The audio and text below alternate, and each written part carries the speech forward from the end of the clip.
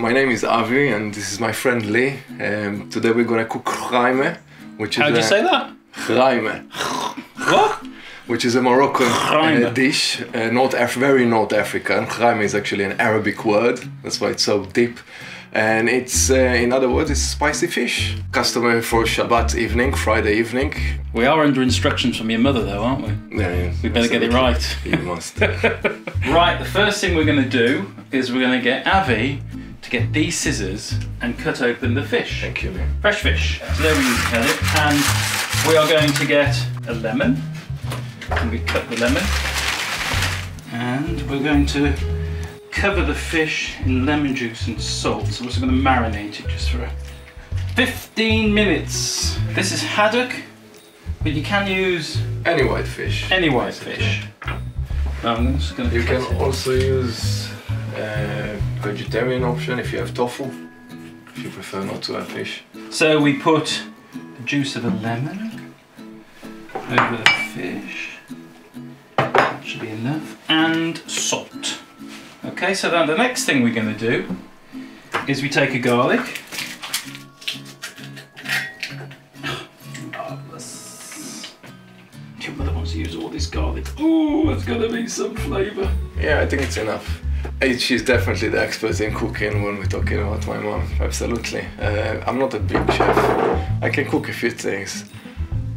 Omelette is the first thing I learned how to make, and that wasn't very long ago. Did you find the zip to get the egg? No, I just need to wash my hands. I just broke it. Our faith is made out of culture, and so faith is something that you believe in. And culture is not necessarily something you believe in, it's something that you grew up with. It's things that our family's been doing forever. And it's just introduced from a young age. So you see your mother cooking it in the kitchen and you remember the smells when you come back home, especially on Friday afternoon. We finish school early and you come back and you can feel the smell, you can smell all the kitchen and everything that is ready, because it's going to be quite a unique meal for Shabbat. It can take you, back to your childhood, this kind of cooking, absolutely. Well, now we're going to heat the oil and we're going to put the peppers in it, so you draw out all the flavours from a red pepper. This is the simplest version of chraime. You can add chickpeas, you can have carrots, basically you can add anything that you like for flavors. Today we're gonna make it simple, neat. Some of it needs early preparation, like if you want to add chickpeas, you need to cook them before that. So it is perfect. Mother will approve. So this is without any preparation, unless you need to clean the fish before that, but it's straight, you cut, you cook, and it's ready to eat. In the Torah it says that God ceased all his work on Shabbat, which is the seventh day. Sabbath comes from the word Sheva. Sheva means seven in Hebrew, which is a seventh day. Now, in Judaism, the day starts in the evening from sunset, which essentially makes Shabbat starting Friday evening after sunset, and finishes on Saturday evening after sunset. And like its word, Shabbat, cease, we cease from all work. So we would have a big dinner, we'd go to the synagogue, say our prayers, we'd have a big dinner at home. It's more of a celebration that we finished another week and now we're ready to relax and mark a different day, which is a holy day. It's a very peaceful day rather than the rest of the week. How's this? Is this alright? Perfect. Do you think Mum's approving? Yeah, hope so. Garlic and all smell good. Oh. Leave that, says, for about 20 minutes so we've just got time to tidy up this mess. Basically we're waiting for the tomatoes to soften up. Yeah. In the meanwhile we're going to make out the sauce. We are. And this is basically very simple. Paprika's two sorts. Bit of kick if you want to add a bit of extra kick. Black pepper up there with the salt.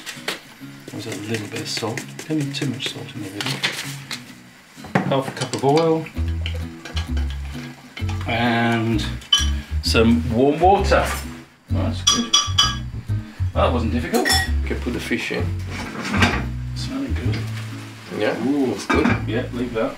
How's the tomatoes? Well, they're nice and soft. Yeah, ready to go in then. God, it smells good. You reckon?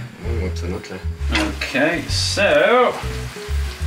And your mother said, skin down. Right, so... One piece there. This looks so good I could almost eat it. Yeah? Look at that. So now we put a bit on each bit of fish. Everywhere, just, you know, layer it everywhere. Layer it? Yeah, make it look nice. So everything gets the flavours. See, look, turmeric, look at that colour. Don't get that on your fingers or on your clothes, it will never come off. Put the lid on. And, do you know what? L'chaim. L'chaim.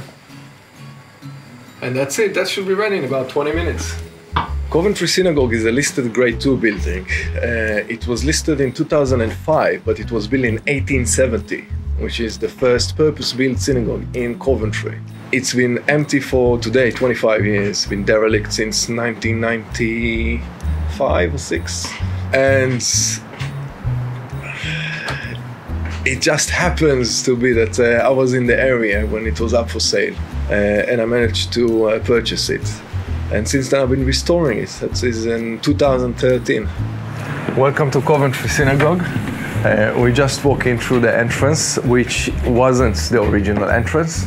This entrance was extended in 1960 to accommodate a big community, roughly about 240 members. These steps here that you would go down, you can see the tiled area, the white tiles inside. So this area will be full of water. And right under my feet here, there are two pits. One will be with rainwater, the other one will have tap water that will mix in the area where you would actually immerse yourself. Very much, they made it into a new synagogue, eliminating a lot of old features. And part of what I'm doing is trying to understand what was there and see how I can bring it back, again, without damaging too much of the history. There is no dream, there is intentions. And the intentions for me from the day I saw this building was to bring it back to life. From the outside, you'll see a derelict building. From the inside, you might see a falling apart synagogue, but it has a lot of history. And I was surprised to know how much people around this area know about this building. So I realized that it's not just restoring a building, it's also restoring a sense in the city of something that's belonged to it, and now we bring it back, so it's not lost. My approach was that it will stay an Orthodox synagogue. I'm Orthodox Jew, and I don't see any reason why I shouldn't. But it also, as I said earlier, it's a unifying approach. It's an approach that's combining people together rather than separating. And everything's a story. Oh, smell that. Fantastic. Good? Perfect.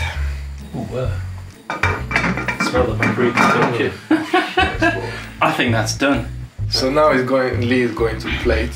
I don't want to give you it. This looks really good. You want to keep it all for yourself? Oh, yeah. Yeah. On Friday night, what will happen, we will come back from the synagogue and we'll be ready for Friday dinner.